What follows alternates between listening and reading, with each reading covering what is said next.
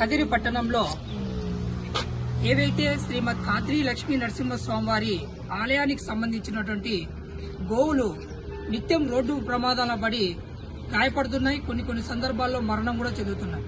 ఇదే అంశం పైన ఆలయ అధికారులకు, రెవెన్యూ అధికారులకు పలుమార్లు మేము ఈ గోశాల కదిరి పట్టణంలో 5 లేదా 3 కిలోమీటర్ల పరిధిలో గోశాలను ఏర్పాటు చేసి ఆ గోవుల్ని ఆ గోశాలకు ఏర్పాటు చేసి సంరక్షించాలని మేము పలుసార్లు విన్నవించుకుంటున్నాం.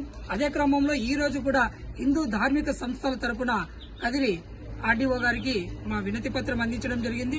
మేము ముఖ్యంగా అధికారులకు తెలియజేసుకుంటున్న అంశం ఏమిటంటే, గోవులు ఎవరైతే భక్తులు శ్రీమద్ ఖాద్రి లక్ష్మీ నరసింహస్వామి వారి ఆలయానికి ఇస్తున్నారో వాటిని మీరు నిర్వహించలేని క్రమంలో ఇతర గోశాలకైనా వాటిని తరలించి, ఇప్పుడు ఏదైతే గోశాలకంటూ ఒక నిర్దిష్టమైన స్థలంలో, ఇప్పుడు నరసింహస్వామికి సంబంధించిన స్థలంలో గోశాల ఏర్పాటు చేసి ఆ గోవుల్ని అక్కడ తరలిస్తారని మేము అధికారులకు కానీ కదిరి పట్టణ ప్రజల తరపున మరియు హిందూ ధార్మిక సంస్థల తరపున తెలియజేసుకుంటున్నాం.